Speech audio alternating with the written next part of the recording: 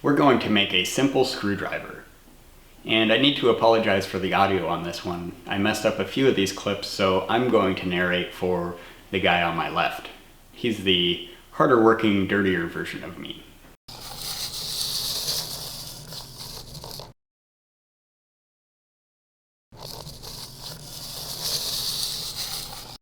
First, we just need a chunk of hardwood, and don't let it scare you, but do make sure it's hardwood. And second, we need a kit or an old screwdriver we can take apart in order to get the bits that we'll actually use. We just need to get our piece of wood ready on the table saw, and we're just going to cut a chunk of it off the end. Exact dimensions don't really matter here. We just need to make sure it's big enough for a screwdriver handle. And I square up both sides of it. With the wood in a vise now, we can cut from corner to corner so that we can mount it on the lathe. I'm going to use a dozuki saw for this, which cuts on the backstroke. Don't let my elbow get in the way as I use my secret cutting technique.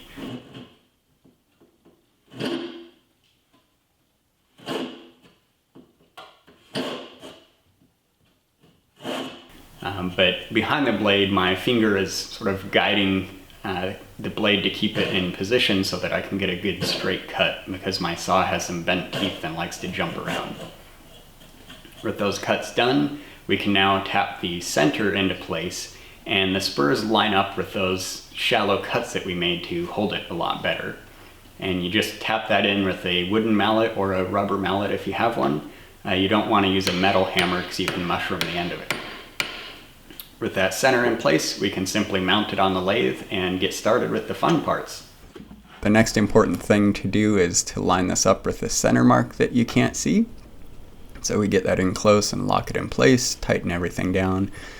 You may be wondering why I haven't drilled the hole yet for the screwdriver bit, and that's because I'm not thinking very well here, and I'm just diving in. So instead, I'll focus on putting this tool rest in place that's actually smaller than what I want, and I'll put great effort into getting it in the right height and getting it in as close as possible without realizing that it isn't the tool rest that I want. It is the small one that I don't normally use for larger pieces.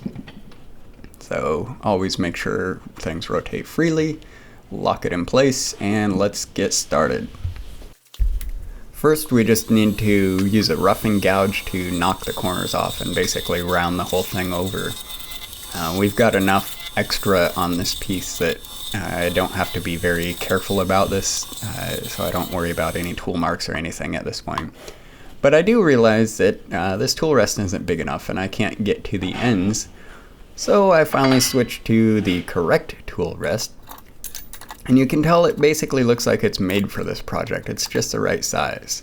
So back up to speed, and I can knock the corners off the end pieces here.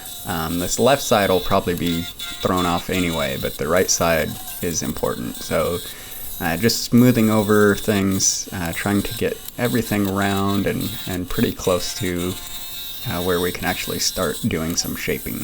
So it's round now, and the one piece that we have to worry about is this ferrule that goes on the end. It needs to be correct dimensions, so I take the outside dimensions and I can very aggressively get to that size and then more carefully get to the smaller size. So I've got plenty to take off, and then I realize what I want to do is leave myself a little bit of extra room, so I make just a little scratch mark here, and that way I can just even off the end of this afterwards, so I don't have to worry about being exact at this point. So back up to speed and using a spindle gouge to take out a bunch of this material, checking to see that I'm still really, really far off, and taking out a little bit more, just step by step, getting closer and closer. I don't have a skew chisel, so I use a parting tool to get a nice square edge on that piece. And this is just a lot of, taking off some wood, checking the size, finding out that I did it wrong, and repeating over and over again. Now let's start doing something that's fun, which is actually shaping the handle. And you'll notice I keep putting my hand up there to check sort of how big is this compared to my hand. I'm not worried about exact dimensions. I just want this to look and feel like it's the right size. So I start working on this and shaping it and keep comparing it to my hand. And then I realize, I don't want it this long, so I make some more marks down at the end to show, okay, this is as far as I'll go. And I round out the end a little bit. I want kind of a nub on the end and a nub up towards the ferrule. And then I want the handle portion to be in a little bit, so you can grip it a little bit better. And then push the heel of your hand and the thumb of your hand up against those pieces to give yourself a good grip. Now that we have the shape we want, the next big thing is just sanding things down. So we start with 150 grit, and that helps us get rid of all those tool marks, because I was pretty aggressive about getting this shape. And this will smooth things over. So you can see I'll touch it to make sure that it feels smooth, but I also stop and visually inspect. And then we just work up through the grits. Now that it's smooth, we can apply some of the finish here. So this is just a basic friction finish that we need to put over the whole thing. And once we've got everything good, then we can speed it up and just apply pressure, which basically creates heat from the friction and gives us a nice shine. So you'll notice up where the ferrule goes, I didn't add any because that will just be covered, so I wanted to make sure that the epoxy that I use for that ends up holding really well. And you can notice already that it's starting to get a shine. You can see some of that reflection. This guy over here is looking a bit dirty, but the handle's looking and feeling good.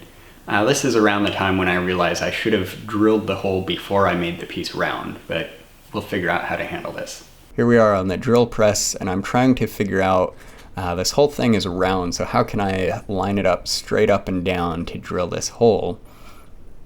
And so I decided to put in some stop blocks on either side, and I realized that the top is wider than the bottom, which I had done intentionally when shaping it, so I have to kind of wedge that in there. But at this point I'm actually pretty confident I'm able to hold it in place with some creativity.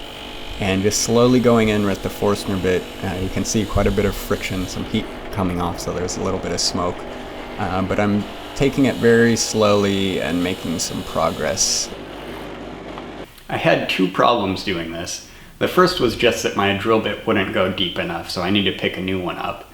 But the more damaging one was that I thought I was drilling straight and I was slightly off, so I ruined this piece. But it gives me the great opportunity to test and make sure this hardwood is pretty hard despite the damage.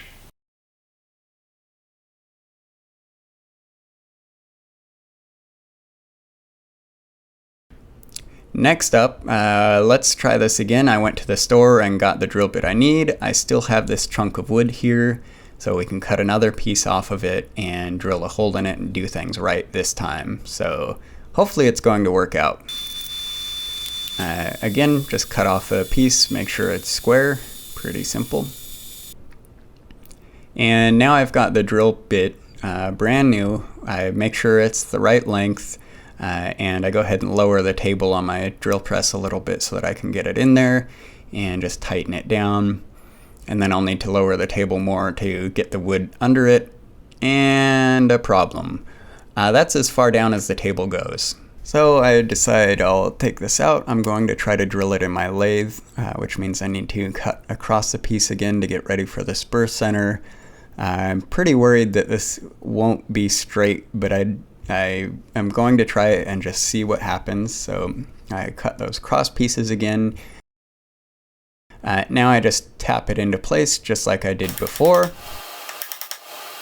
Now we just need to give it 3 more taps, get it in there good. 1 and 2 and good number 3. Oh geez, those were BBs that my mallet was puking everywhere. The end of it exploded off, and it used to have BBs in it to give it a little bit more heft.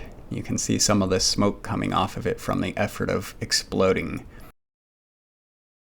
You can see the hole, that's where the BBs used to be. There's about 4 that were loyal and stayed inside, and the rest are all over my floor, hoping to make me trip and die.